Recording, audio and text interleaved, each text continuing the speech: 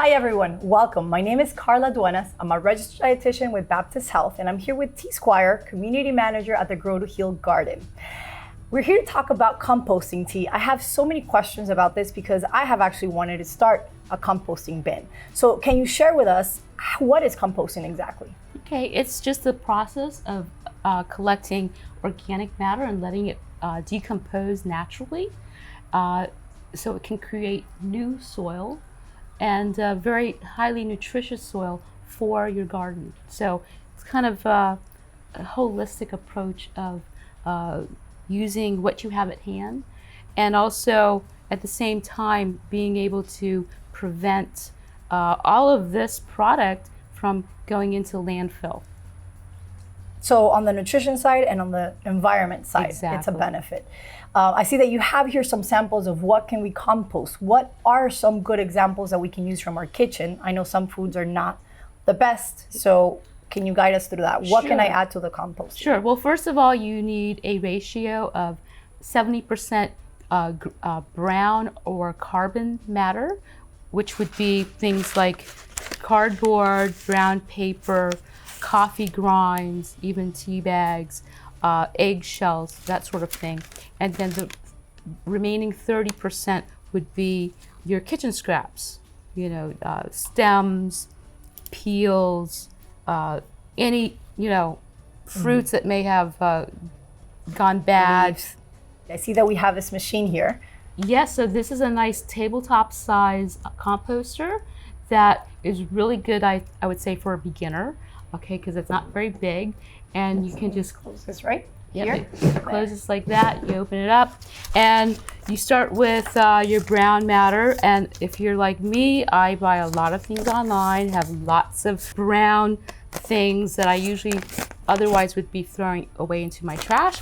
But something like this, you do want to tear it up into smaller bits because this will make the process happen a bit faster. Great tip. Okay, so you do want to break it down, okay? And then with that said, I have an example of something that you might think you might want to, that is like okay. cardboard. Yeah, it looks like cardboard. This came with my bread. There's a tray with my bread. I thought, great, I'm gonna compost it. But then I took a look, and here, feel that. Oh, I can feel the wax. Yeah, right? there's a It's wax or some sort of synthetic coating here, which Yeah. is not going to break down in the compost bin because it's synthetic. So this would not be okay to compost, even though it looks like you might be able to. So newspapers work. You don't want anything that's shiny like a magazine type of paper, okay? But something that's a newspaper print from your grocery store, weekly ads, for example, usually work well. Let me ask you something, T, because I have kids. I'm sure a lot of our viewers do as well, or some might.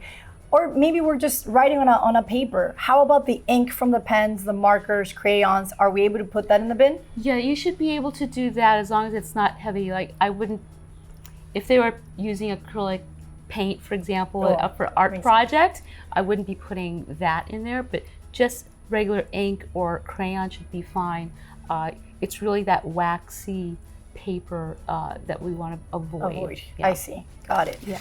Okay, so we have the bin, we have the product here. How long does it take for it to turn into something that we can use to put back in our gardens? It'd be at least 2 or 3 months. It depends on how large of a container you have and how frequently you're adding new product into it. So once you put your, here, can you close that up for me there? Once you fill it up, or as you put your materials in here, you want to give it a nice spin every time that you put new product in there, and then at least once a week if you're not adding it every day and spinning it every day. At my house, I do a lot of cooking, so I'm at this every day. But if you don't do as much cooking, you want to at least turn this once a week. And this will take it a good 2 to 3 months.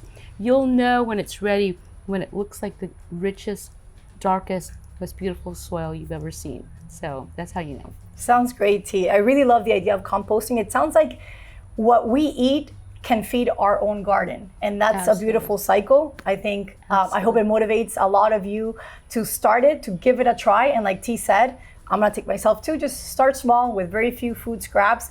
And then as you get better, you can always increase the level of expertise, foods you add, and whatnot. So thank you so much, T, for sharing that You're with us. welcome. Thank you for joining us today. And we'll see you next time here at the garden. Bye. Thank you.